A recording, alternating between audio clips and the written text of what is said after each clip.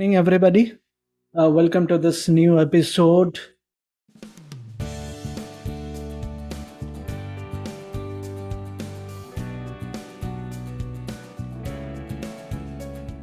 So we are welcoming Mr. Pankaj Giri. He's one of the prominent authors in India and one of my good friends from our engineering days. So Pankaj, let's begin this session. First of all, great to see that you have launched your second book. This is the book.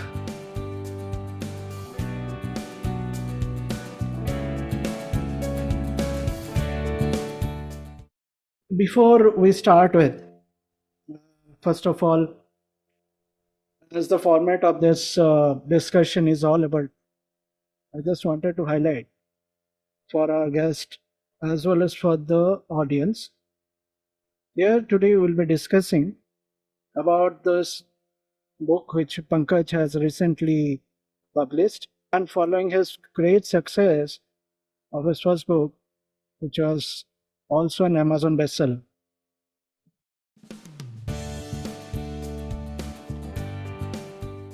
Let's start with how this Unforgettable Woman came into your mind, or you started with this, or the thought process. The stage is yours. First of all, thank you so much, Saugat, for inviting me to your program in Life Mein Kuch Bhi Ho Sakta Hai. So Thank it's you. like I'm really honored to be invited to your wonderful program. And yeah, so The Unforgettable Woman. So it's my second book after The Fragile Side of Hope, which was the first one. And I was looking for a plot after the after my first book, which was quite successful. I was looking for a plot for my for my second book.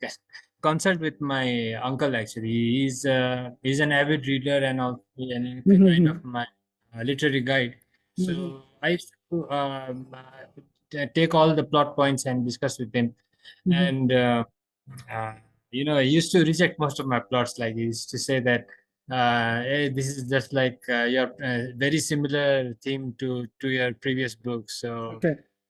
let it be. So he used to say. And then one day, this plot point came to me. Like about this drug addiction, because it's a very serious issue in our region, especially, also throughout the world as well. So, not many writers have written on drug addiction. So, this plot point came to me about a young student who is suffering from drug abuse and an elder sister figure who kinds of comes into his life and starts helping him. That kind of relationship. So that started coming to my mind, and there was something else.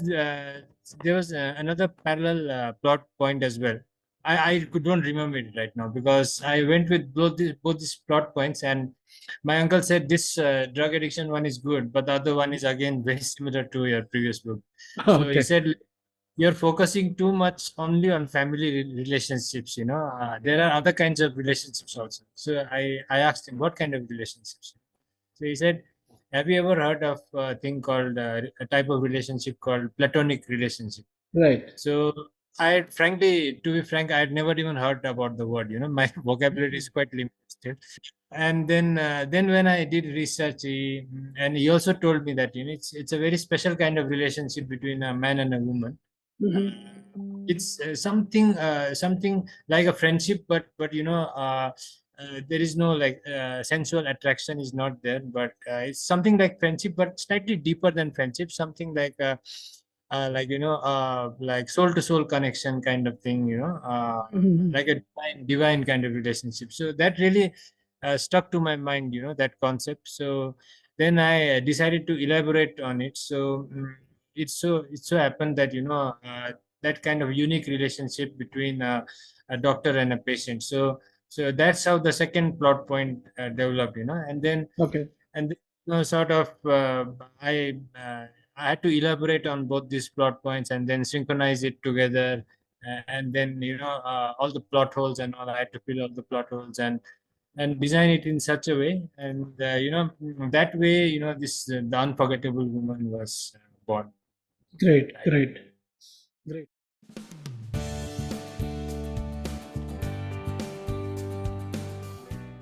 As you just highlighted there, the concept is also very niche.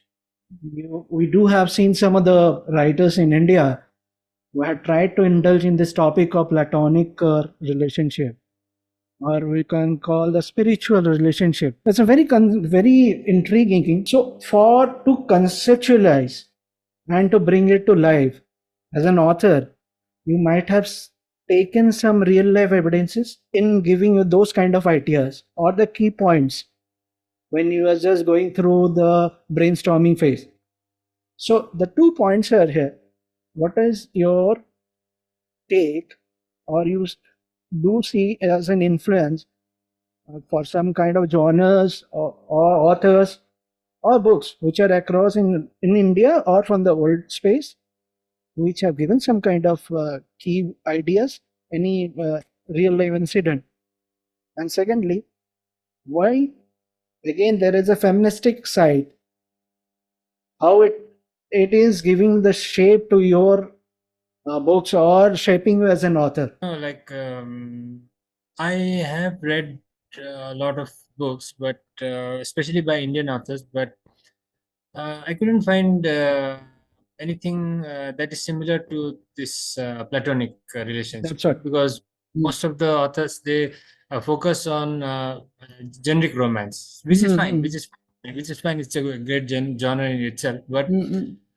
a platonic relationship, I had not found any instances where authors had talked about this, and it was quite unique because I had no reference material as such. Like even foreign authors also, the limited books that I've read, there's no such references where I could draw from those references. But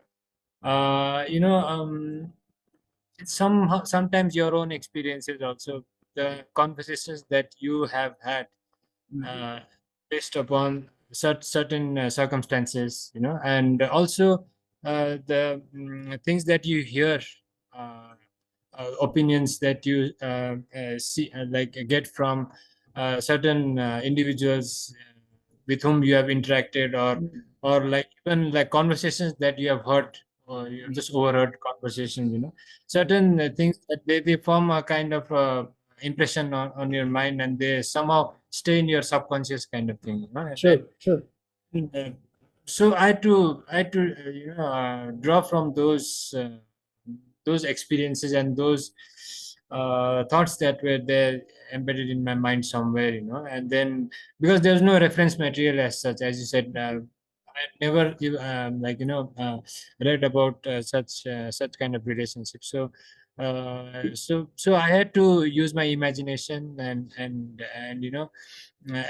the as I said, the experiences that you have that are embedded in your subconscious. So I had to draw from that, and then using my imagination, I had to create this relationship. So that's why it was a challenge as well, whether it will come out genuine or not, like whether like it will come out like a fake kind of relationships, or I had this fear in my mind, but luckily, like whoever the limited audience that have read it, so uh, they have liked it till now, like the relationship, so somehow I feel that I have managed to Connect with the audience.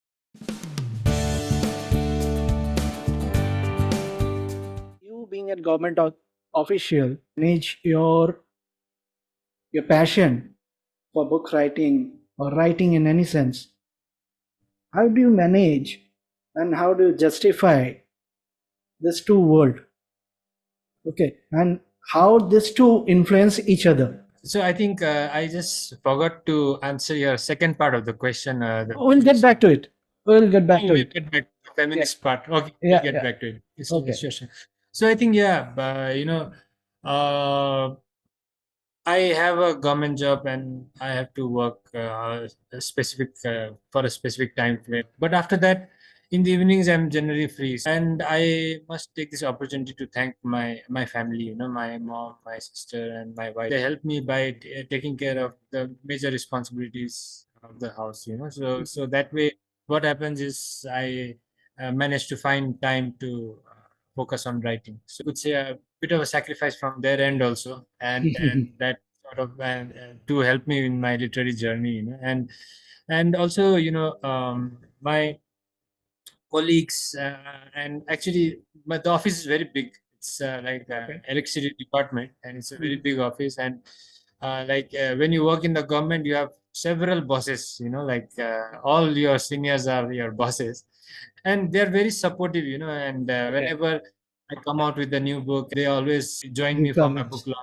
launches, or even if they miss the book launches, they call me and they tell me, bring your book to my office, encouraging. So that environment also, it helps. And writing is like a very personal thing, right? Like you work in, and also you love the process of writing, but this marketing thing is again a bit quite challenging, you know. And then sometimes True. it becomes a stressful, and you are like focusing on only one thing, and sometimes That's things true. don't happen as you want, you know. So that things happen. So there are kind of you could say some stresses involved in this being an author as well. So you know, when I focus on my work in office, I tend to forget about those things, you know, because I'm busy.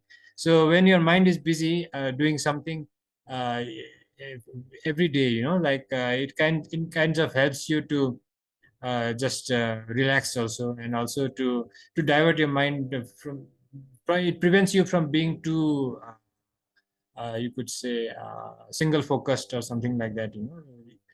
It prevents you, so it kind of helps also to divert my mind. And you know, that way, you know, office as well as writing, it's a really, they complement each other, and they you know, helps me, you know, like both office work as well as writing. It's like a good mixture.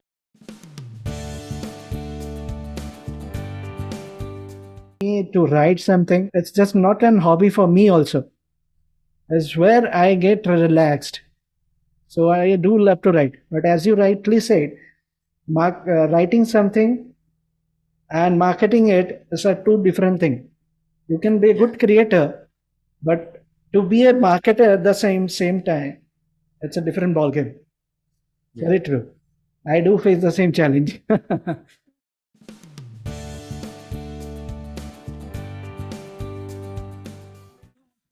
So the next question will deep dive in. What are the sparks or the defining moment?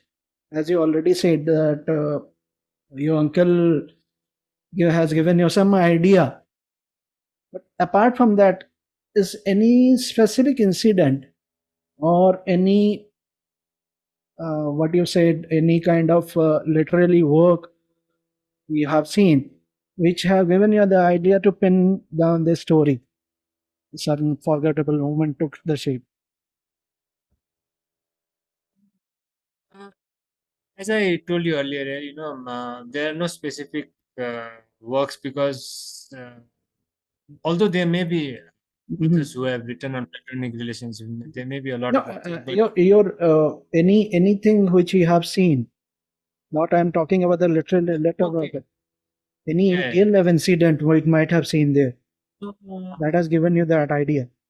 this platonic relationship thing, you know, uh, yeah, I have, you know, you could say, interacted some of my interactions that have happened earlier, because you meet a lot of people in life, and you know, certain uh, I did draw from certain conversations that I've had with people, or I've heard from about, you know, certain conversations that people have had, and that has influenced me, and somehow that has seeped into you know, this narrative, and it has helped develop that relationship. So it's always there, certain experiences or certain thoughts.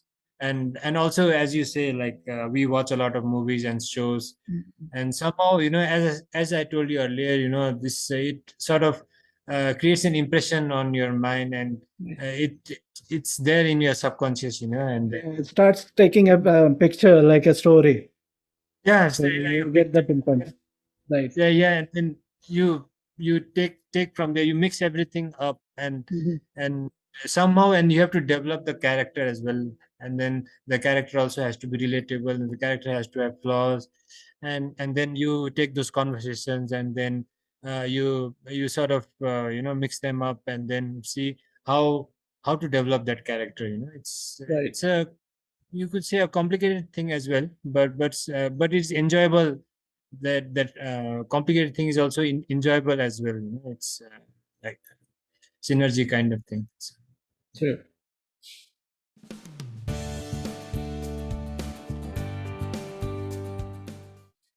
So now, in this book, you have talked about the theme of drug addiction, abuse, love, regret, forgiveness. Is again, I have to say, uh, for this specifically for this drug abuse and this love, regret, and forgiveness, we do see there is a pattern being drawing. If I'm not wrong, please correct me if I'm wrong. For my first book, and from this book also, we do see there is some kind of a series being building up, or there is some kind of an theme, underlying theme, or the tone is being set up. So mhm. is there any relationship, or is it you can say is substantial episode of the initial book really, or is it you are building up on some kind of a series or something like that? No, I'm not building it as a series as such, Okay.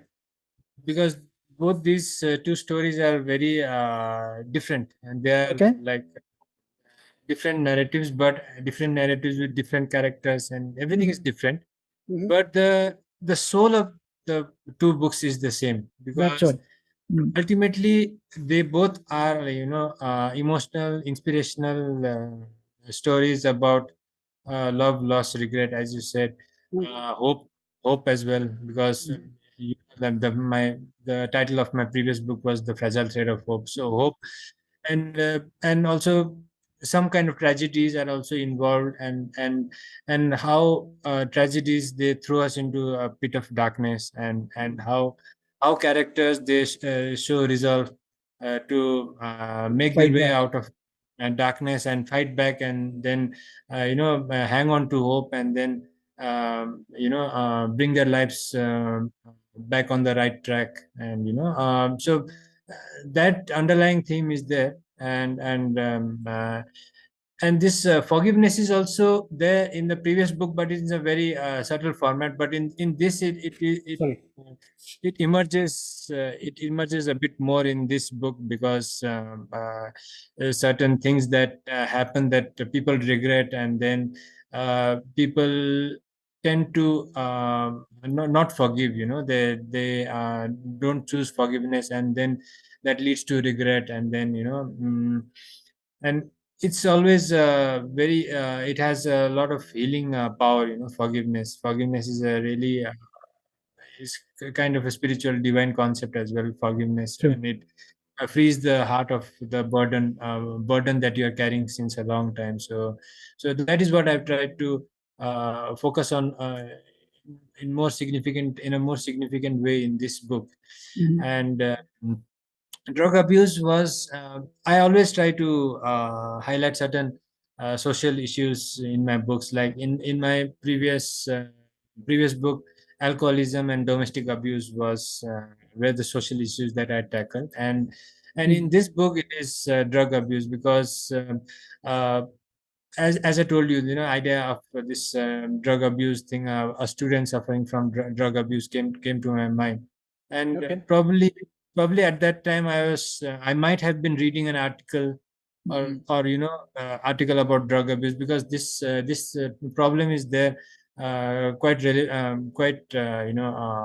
in this in our society, in our region.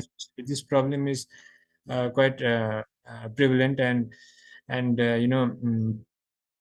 throughout the world also. It's a major problem, and like especially young people, I feel they are more susceptible to falling into this trap of drug abuse and addiction, and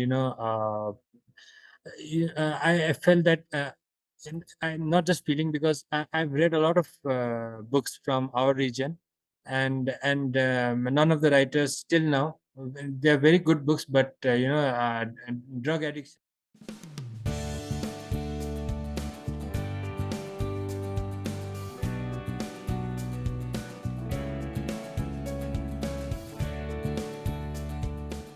So you were discussing about the real case scenarios where you have actually seen or taken some kind of reference of. Carrying on forward from this discussion about this point number 3 or 4, which you were discussing, that the underlining theme of drug abuse, love, regret, forgiveness, which has been an integral part of both of your books, which are in fact the masterclass. First one, I really loved it because I have fully read, and this one I'm yet to complete, so I am not going to give any kind of opinion. It will be half-hearted thing which will be there. So let me finish it off, then I'll give my entire thing. But I till now, whatever the sections I have read, I do see, that's why I drawn this question. Uh, I do see there is an underlying kind of a theme which is going on in both of your books. So can you just take it forward from where you had just left? Yeah, so yeah, I think I'd already talked about the theme of forgiveness, and I think I was Mhm. focusing on drug addiction. So, uh, as I told you earlier, the not writers from our region, they are not focused on drug addiction till now, and uh, it's such a major problem in society, and especially youngsters, they are quite susceptible to this. And so I felt like, instead of the message of drugs being bad and not good for you, is like something, it's very common thing, and everybody knows that. But when, as in a piece of art, like we try to, when like an author tries to show the perils of drug abuse through a story, through a character suffering, through a character suffering and the journey that the character goes through. So that way it becomes more telling rather than showing, sorry, more showing rather than telling.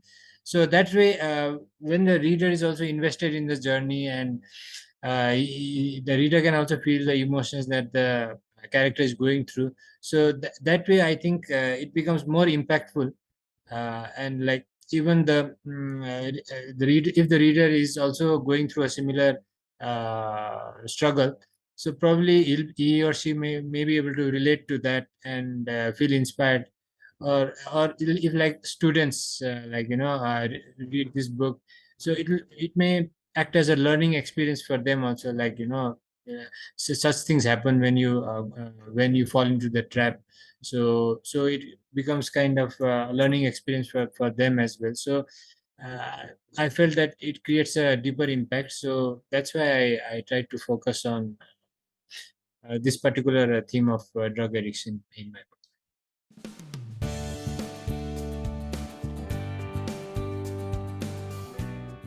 True. And what's better median through a fiction, because this easily connects with the reader base who are, especially this is very important, seeing at this juncture when you say that drug abuse or any kind of an abuse whatsoever, but especially the drug abuse, it's getting more and more relevant in terms of the Gen Z and the Gen Alphas of this century. Because in our days, even it's now, it may sound that we are from the era of Mughals or whatever, but in our days also, It used to be something, any kind of psychedelic thing was something you cannot think of very readily, very easily available. But now, with so much of information and so much of connectivity and so much of all those social networks available, especially this Gen Z and the Gen Alpha, uh, we should try to protect them. This media could be any kind of a media, and literally any art media can be the one of the best way.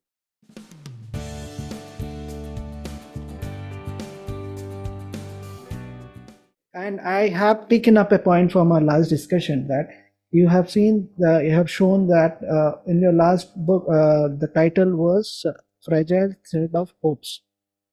Okay. So now to take from the last part, from hopes, and to carry forward in this book, that's a very good marketing gimmick you have done. Being a writer and the content creator, we have done a very good marketing part. I do see there is a continuity being maintained. Is it actually you did it intentionally to maintain a continuity between these two book, or just it came in a flow to you? So that was kind of intentional because it was just a subtle way of that showing that message once again there of hope, True, of the true, true. fragile bit of hope. So it was a subtle way. Sometimes what authors do is like they do it in a very you know unsubtle way, you could say, like saying that they'll make a character that he becomes a best-selling author of the previous book, and that this book was a bestseller and all that. So that way it becomes a bit too direct. So In a positive way, you can say this is a kind of surrogate marketing you have done. yeah, we try to do it in a subtle way so that readers, they don't feel that the author is boasting or something, because Right, I right, right, myself right. am that kind of a person of boasting, and also so that.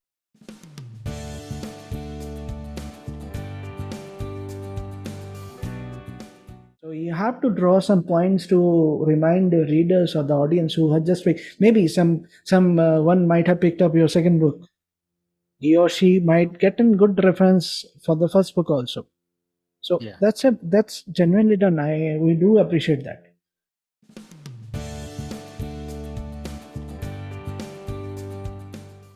So Thank you. as we say that every author has a unique signature or a writing process. Um, some say that you do find some kind of a continuity on the jargons or how the plot are being phrased out.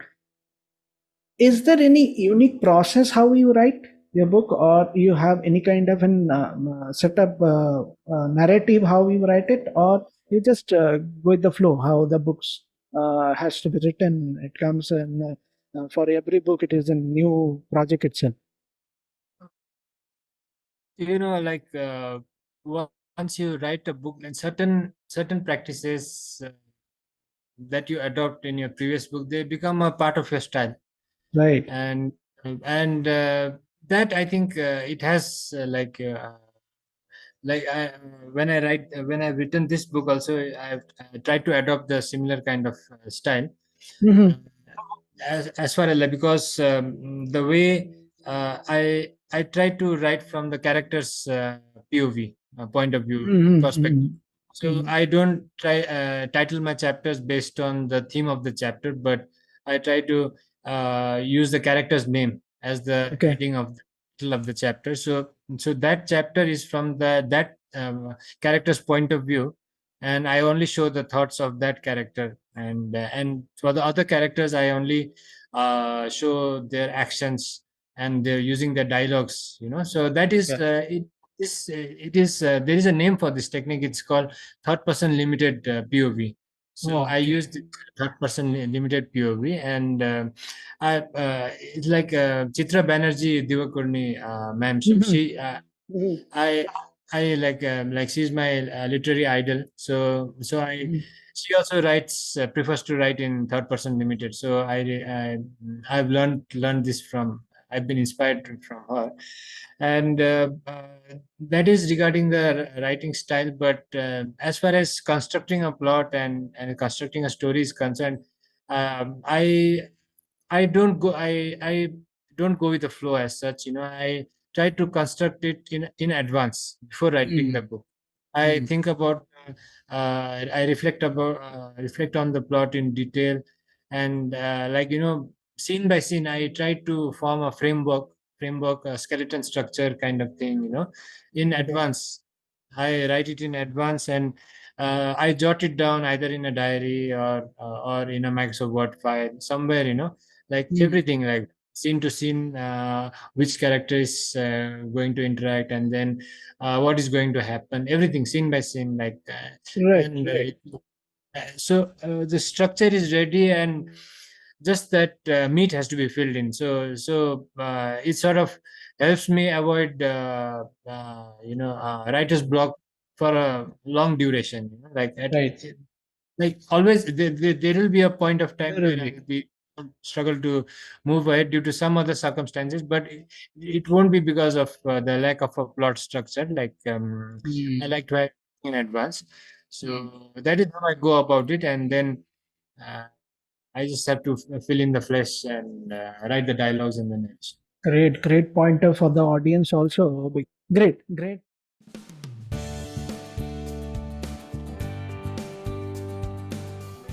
point. Now, how have your fans, as you said, your fans have started, you have also, maybe you have interacted with your fans, because as an author, you can get into some kind of feedback session or some kind of readers session with them. So how the feedback is coming up? Any feedback that is particularly stood out or had influenced you from this book, or Yeah, maybe from the Fragile Threat of Hopes? yeah, for the present thread of hope, like because it was written long back in 2000. In fact, the ebook was published in 2017 itself. So Okay, I received a lot of feedback, and even after the ebook was released, I received a lot of feedback, constructive criticism. Then I okay, used that criticism to improve rewrite, like to revise my book. And then okay, uh, in the paperback version you'll find a lot of improvements. So it's okay. always important to get feedback, critical feedback, because if everyone praises your book, then Hmm.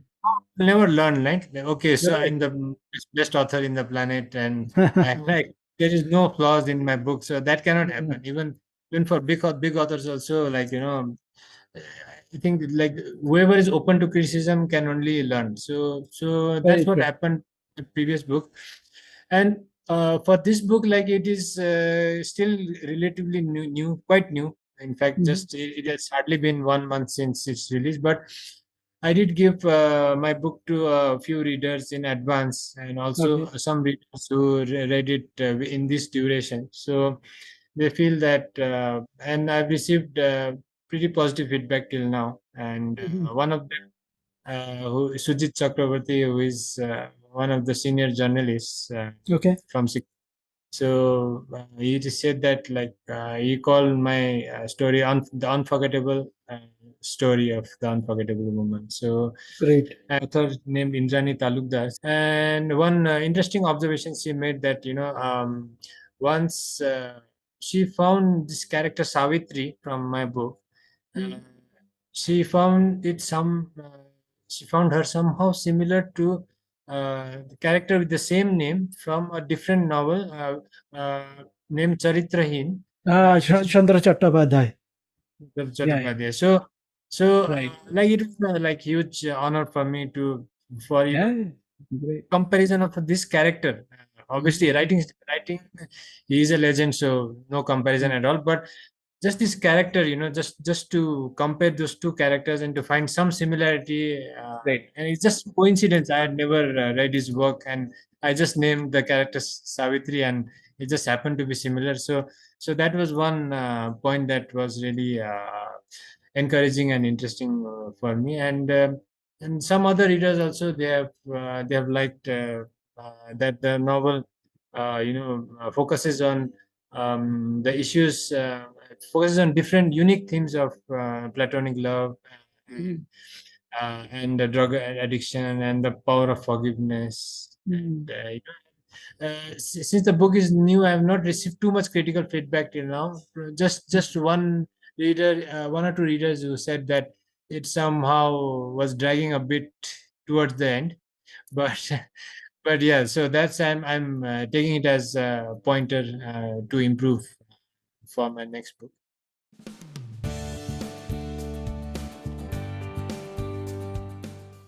Let's discuss the other points.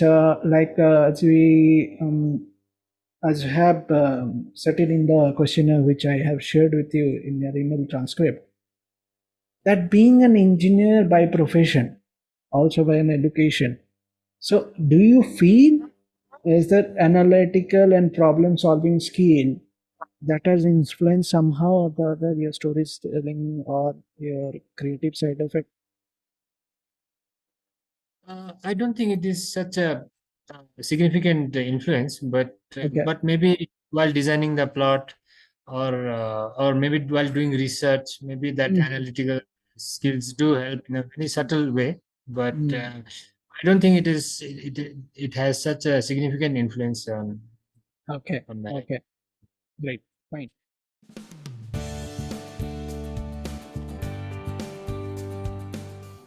Uh, After this two successful, as we already discussed, after this two successful, one of the first volume was your first book. Sorry, the first book was Amazon bestseller. So, are there any other new projects you are working on, which you do feel that you are comfortable to share some for our audience? Yeah, but yeah, I was actually working on my third book as well, Okay. Okay. my next book.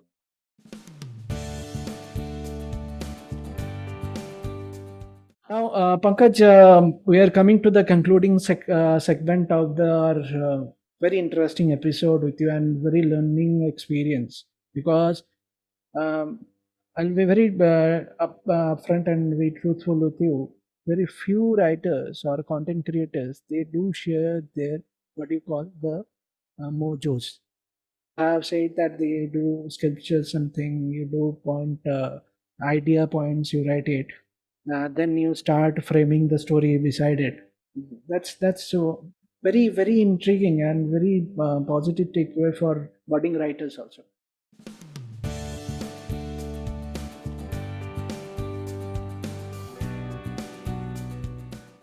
Now we'll conclude this session with the final question what we have today.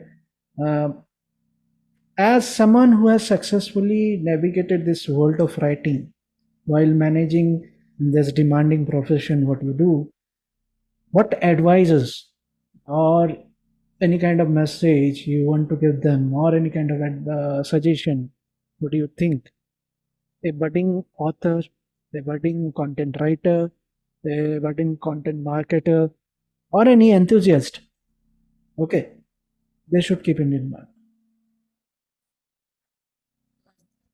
My only message would be write from your heart, and whatever you want to write, don't hesitate, and you just go for it. And there are a lot of avenues available right now. So uh, but the only thing is, while creating or even before creating, you should brush up on the basics about Mm. your own genre of writing or content creating. uh, Mm. you need to be aware of the certain rules and semantics and all whatever is required, for writing. Because when I actually, even before the Fragile Thread of Hope, I had co-authored one book with our friend from with our friend from college. I think you Great. know. Yeah. Okay. And so we did sort of publish the book, and we did it in a hurry. But at that time I was not quite experienced in writing, so we made a lot of blunders, and Okay.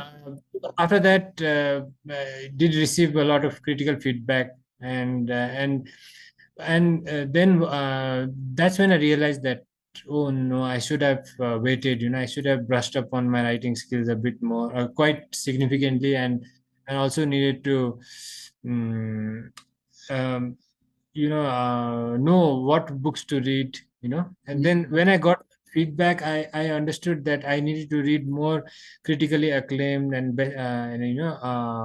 popular books, critical especially critically acclaimed and well written books, to get an idea like how to frame sentences, how to write, and what kind of Mm. words to use, whether I should use too many big words or not, or Right. like I had used a lot of big words in the previous book, so Mm. in that book. So it was a huge learning experience, and then I went back to the drawing board, and then I did a lot of research, a lot of articles on the web, because there are Mm. thousands of articles on the web on how to improve your writing, and uh, do's and don'ts, and the writing tips and all. There's so many, and in all the different aspects. You don't have to join a very expensive creative writing course or something. You can Mm. just spend some time and effort in reading articles on the web. It Mm. really helps improve your knowledge about the writing skills, and also so that I would urge writers to do that kind of research, before Okay. attempting a novel. And Mm. that then what happens is you're equipped with that knowledge, Mm. probably, as you said, like the engineering and that analytical skills, maybe that was involved there, and then Mm. Mm. uh, so I did a lot of research while before writing, and then so that way you can improve your skills in your own writing genre. And uh, once you have written it, you make sure that your work is self-edited a lot, and Mm. you don't rely on others. You have to rely on yourself. You should be self-dependent, and ensure that the book is as error-free as possible before you submit proposals to agents and publishers, as error free as possible. And if you have that kind of money, you should try to hire a professional editor as well, because Okay. certain errors you can't catch with your own eyes. You need somebody else's eyes to look at your manuscript and find out the errors. Then once that is done, then you can submit your proposals to agents and publisher, and there's a bit more chances of you being accepted. But even if you are not accepted by agents or publishers, there is always the path of self-publishing. Right. There's always options. So, and I've seen very, very good authors, self-publish, and they have Mm. achieved success in success as well. So I think Mm. you don't need to worry too much, and like there are a lot of avenues available for success, and I think I'd like to wish them good luck. Great, Yes. great insight. Great insight.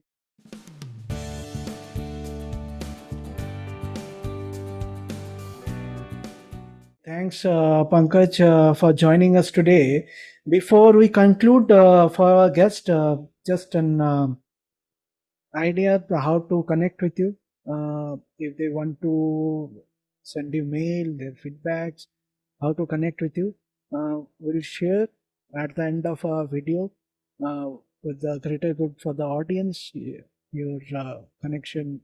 I do believe you are available on your there on Insta, Twitter, and Facebook. If you have started any kind of pages, do share it. And for the audience, we'd like to highlight that if anybody likes this, if people like this episode, and if they have any kind of one-to-one discussion, wanted to get in interacted with this author, Mr. Pankaj Giri, and to share your feedback, we will plan an live session also.